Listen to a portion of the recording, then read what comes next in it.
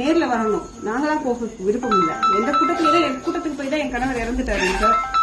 மறுபடியும் எந்த கூட்டத்துக்கும் நாங்க போகல.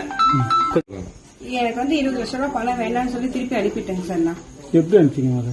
பேங்க் மூலியமா ஆடிஜஸ்ட் பண்ணி நான் லெட்டர் இன்ஃபார்ம் பண்ணி கொடுத்து என் விருப்பம் இல்லாம போட்டிருக்காங்கன்னு சொல்லி நான் திரும்பி மேனேஜர் லெட்டர் கொடுத்து ரிட்டர்ன் பண்ணிட்டேங்க சார். இப்ப நீ போய் சந்தித்து நீங்க என்ன கருதுறீங்க?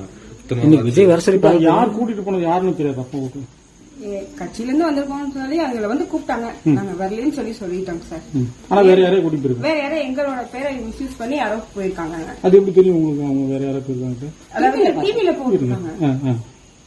யார் குடும்பத்தை வந்திருக்காங்கன்னு சொல்லி டிவில போட்டிருக்காங்க. அந்த ரிலேட்டிவ் வந்து எங்களுக்கு தெரிஞ்சவங்க தான், போனவங்க தான். ஆனா அவங்களுக்கு எங்களுக்கு ஃபேமிலி இஷ்யூஸ் இருக்கு. அவங்க வந்து போனதான் எதுவும் இன்ஃபார்மும் பண்ணல, எதுவும் பண்ணல. இவங்க பாட்டுக்கு போயிருக்காங்க. அவங்களும் இவங்களை கூட்டு போறோம்னு யாரும் சொல்லவும் இல்லை. எங்களுக்கு இன்னொருத்தவங்க மூலியமா தான் தகவல் தெரிஞ்சிச்சு. டிவில பார்த்தவங்க எங்களுக்கு இன்ஃபார்ம் பண்ணவும் தாங்க சார் எனக்கு தெரிஞ்சது. இல்லைன்னா தெரிஞ்சிருக்காரு. அவங்க போனது எனக்கு இன்னைக்கு மதியானம் தான் தெரியும். இந்த மாதிரி அவங்க போயிருக்காங்க அப்படின்னு. எங்களோட பர்மிஷன் இல்லாம எங்க பேரை வந்து தப்பா உபயோகப்படுத்தி எங்களை ரொம்ப மன உளைச்சலுக்கு ஆளாக்கி இருக்காங்க சார். ஒண்ணு இவங்க போக சொல்லியிருக்கோம். நான் போன அவங்க கணவரோட அப்பா இருக்காரு, அவரோட அண்ணா எல்லாரும் நாங்க இங்கதான் இருக்கோம். ஆனா எங்களுக்கே தெரியாம எங்க பேரை உபயோகப்படுத்திருக்காங்க தவறான முறையில. பணத்தை தூக்கி அனுப்பிச்ச காரணம் என்ன? அதுதான் சார் என்ன மன உளைச்சலுக்கு ஆளாக்கிட்டாங்க. நான் வரலைங்கிறப்ப அந்த தெரியாம 3 பேர் எப்படி சார் போனாங்க? எனக்கே அது தெரியாது இல்லைங்க சார். எனக்கு மீறி அவங்க எப்படி போறாங்க?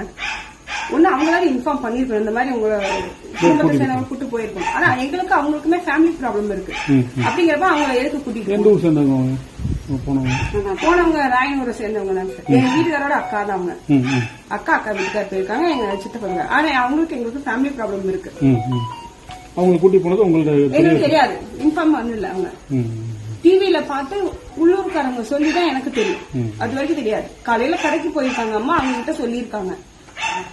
அவங்க வீட்டு சொந்தவங்க போயிருக்காங்க. ஏன் நீங்க போகலையான்னு கேட்டவங்க எங்களுக்கு தெரியும். அது வரைக்கும் எங்களுக்கு போனதே தெரியாது.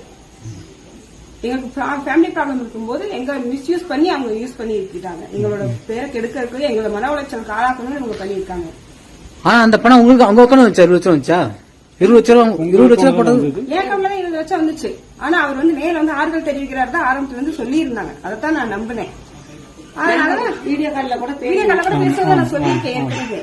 அவர் வந்து நேரில் வந்து எனக்கு பெருசா வந்து ஆறுதல் தெரிவிக்கணுங்கிறத நான் எங்களோட விருப்பம். எங்களுக்கு வந்து பணக்காசு பெருசு கிடையாது சார். பணக்காசு வச்சு இப்ப இறந்த நபரை திருப்பி கொண்டு வர முடியாது. நேரில் தெரிவிச்சு எல்லாத்துக்கும் ரொம்ப நன்றி. கவர்மெண்ட்ல பணம் போட்டிருக்காங்க. கவர்மெண்ட் எவ்வளவு கொடுத்தாங்க உங்களுக்கு? அம்மன் வந்து கவர்மெண்ட்ல 10 லட்சம். யார் வந்து கொடுத்தாங்க? செந்தில் பாலாஜி அவங்க சார் வந்து கொடுத்துட்டு போனாங்க வீட்டுல. கனிமொழி வந்தாங்க. கனிமொழி மேம் வந்து வீட்டுல வந்து சொல்லி தான் கொடுத்தாங்க.